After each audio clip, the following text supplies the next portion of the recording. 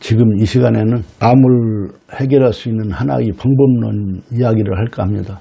암은 비정상적인 세포 성장으로 인하여 유발되는 질병으로 양성종양과 악성종양으로 구분할 수 있습니다.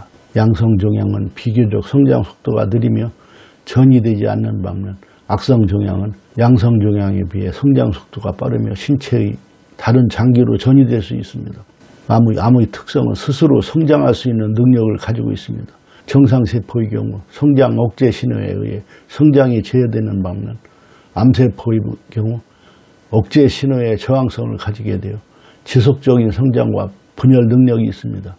정상세포는 망가지거나 제 역할을 하지 못할 때 세포 사멸 과정을 거쳐 스스로가 죽어 없어집니다. 암세포의 경우 세포 사멸에 대한 저항 및 회피 능력을 얻어 제거되지 않습니다. 암세포의 경우 제한 없는 세포 분열 능력이 있습니다. 혈관을 암세포 주변으로 유도하여 생존하는 능력도 있습니다. 암세포가 어느 정도 이상 성장하게 되면 공간적인 문제와 영양적인 문제로 더 이상 성장이 힘든 환경을 만나게 되는데 지능이 있는 것처럼 다른 조직 세포로 옮기거나 혈관을 통해 다른 장기로 전이 능력을 가지고 있습니다. 우리가 암에 걸려서 치료하는 방법은 여러 가지가 있으나 한방에서는 약초나 처방, 침, 뜸으로, 양방에서는 약물, 수술, 방사능, 표적 치료로 암 자체를 죽이는 억제하는 치료가 대표적이라고 생각합니다. 물론 다른 치료 방법도 있겠지만요. 필자가 생각하는 암에 대한 생각은 좀 다릅니다.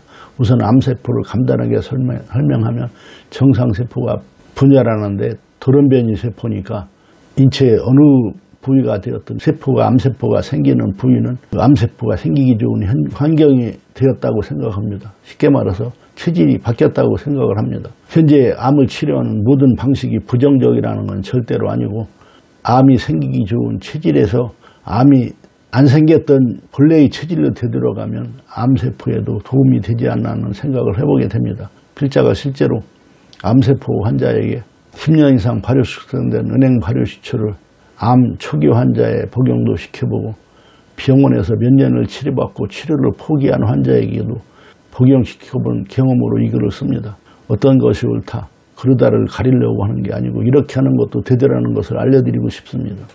문제는 검증된 한약이나 약이 아니고 개인이 발명한 발효식품이다 보니 식품위생법에도 저촉되고 환자들이 마음에 믿음성이 적다 보니 오래 참여하는 분이 없다는 게 아쉬움은 남지만 그래도 6개월, 1년 드셔본 분들이 회상하여 건강을 찾았을 때 제가 만든 발명품이자 이론이 맞았다고 생각을 합니다.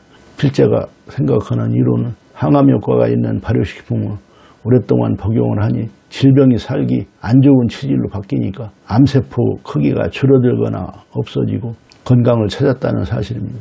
은행 발효식초에는 천연 방부물질인 옷이나 탄닌이 식초에 다량 들어있는데 그냥은 먹을 수 없고 오랜 발효 시간을 거치면서 옷과 탄닌도 발효가 되어 인체에 해를 주지 않는 식품으로 되었는데 항암물질이 발효가 되면서 생겼는지 아니면 옷 성분과 탄닌이 항암물질이는 더 연구를 해봐야 하는 숙제이지만 10년 이상 발효 숙성된 은행 발효식초가 항암에 효과가 있는 건 틀림없는 사실입니다. 항암 그 치료에 효과가 있다는 것은 덕성여대 식품영양학과 교수님과 인연으로 연구하여 알게 되었고 임상으로도 증명이 되었습니다. 은행 발효식초는 수백 년 전부터 그 은행마을에 전래되어 내려오는 조상님들의 비방으로 2012년부터 발효식품 허가를 내어 생산 판매하고 있습니다.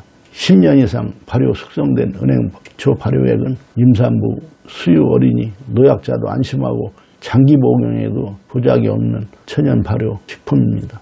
이상은 한국은행나무연구소에서 말씀드렸습니다. 감사합니다.